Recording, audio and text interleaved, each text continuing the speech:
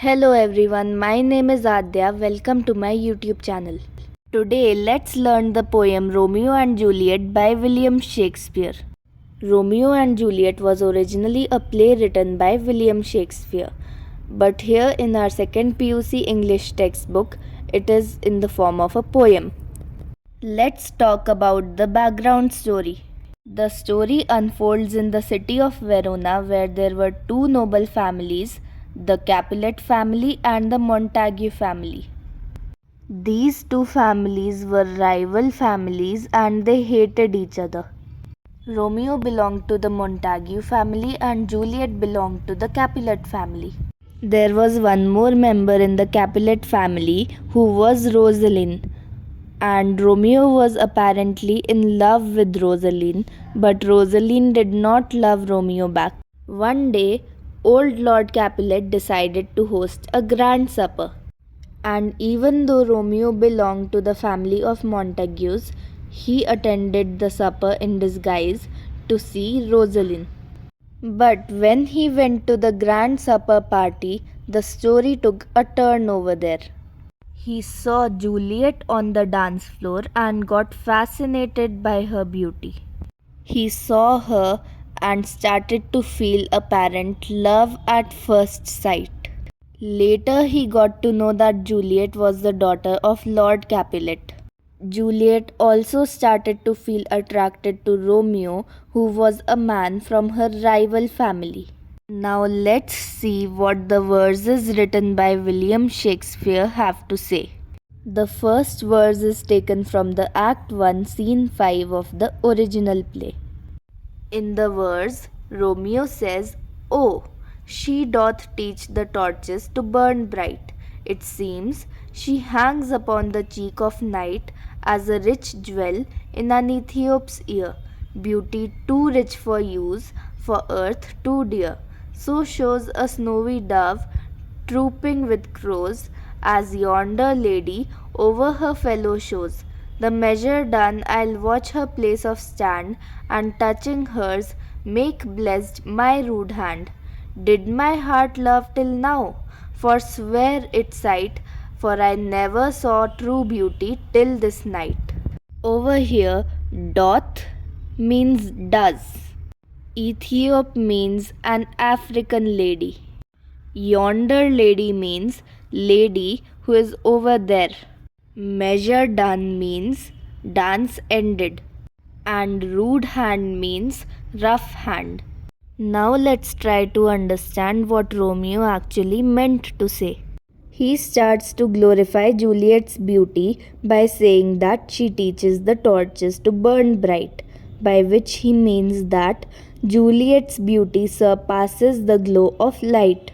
We can find the figure of speech alliteration in this line in the two words burn bright because both of the words start with b. He then says that Juliet hangs upon the cheek of night as a rich jewel in an Ethiop's ear. Here we can see two figures of speech that are metaphor and color contrast. We can see personification as well. The night has been personified as an Ethiop, an African lady who seems to be having humanly features like a cheek. And Juliet has been metaphorically compared to a rich jewel that is hanging upon the cheek of night or the Ethiop's ear. Here also we can see alliteration in the two simultaneous words Ethiops and ear. In the next line, by saying beauty too rich for use, for earth too dear, Romeo means to say that Juliet has divine beauty that is too heavenly to be present on earth. He further goes on to compare Juliet to a snowy dove that is trooping among crows. Here we get to see an unfair color contrast. In my opinion, this is not a very nice thing to say. It is completely okay if we praise someone's beauty how much ever we want to. But in order to do that, we don't have to compare someone's beauty to others and drag others down. After this, Romeo expresses his intention to go to Juliet and touch her hand. He says that if he touches Juliet's hand, his rude and rough hand will be blessed. He also goes on to question himself whether he had even loved anyone truly till now or not. Because after seeing Juliet's beauty, it seemed like he had never even seen real beauty before. Romeo's verse ends with this line. Next, we have Juliet's verse, which has been taken from the Act 3, Scene 2 of the play.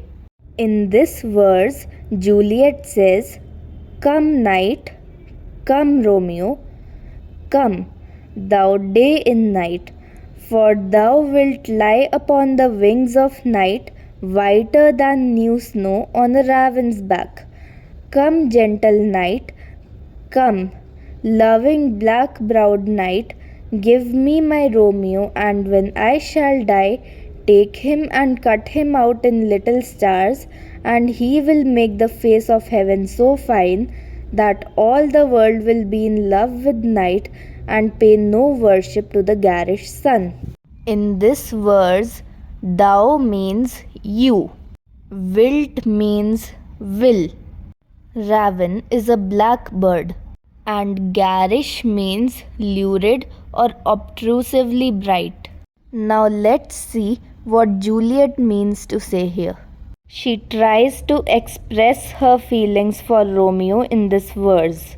She is seen to be eagerly waiting for the night to come, and she is invoking the night. She wants the night to arrive as soon as possible because the night will bring her Romeo to her.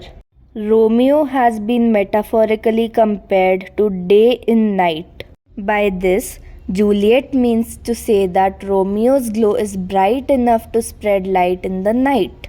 And night has also been compared to a bird called raven. Because Juliet metaphorically says that the night has wings upon which Romeo will lie, and the night will bring Romeo to Juliet.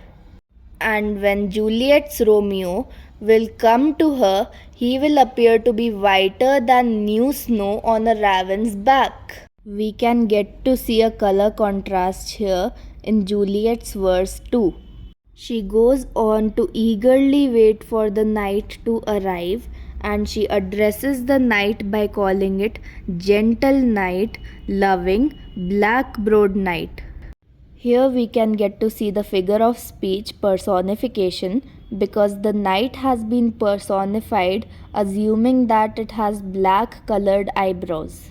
Along with personification, we can see alliteration over here too, because of the two simultaneous words black-browed. She repeatedly asks the gentle, loving, black-browed knight to bring Romeo to her. She also foresees her upcoming death because of marrying Romeo. As she knows that Romeo is from her rival family, she knows that both the families won't let them both live for too long. So she goes on to plead God or the universe to immortalize Romeo after she dies. But how does she want Romeo to be immortalized? She wishes that after her death, Romeo should be cut out into little stars and be spread all across the sky. Because according to her, if that happens, then Romeo will be immortalized and he will make the face of heaven too fine. And when the face of heaven will become so fine because of Romeo, all the world will fall in love with the night, and no one will pay worship to the garish, lurid or obtrusively bright sun. And that's it, my friends. That's where the poem ends. Thank you so much for watching, and please like, share and subscribe if you found this video helpful. All the best for your exams. Do your best and share this video with your classmates if you want to help them revise too. Thank you and bye.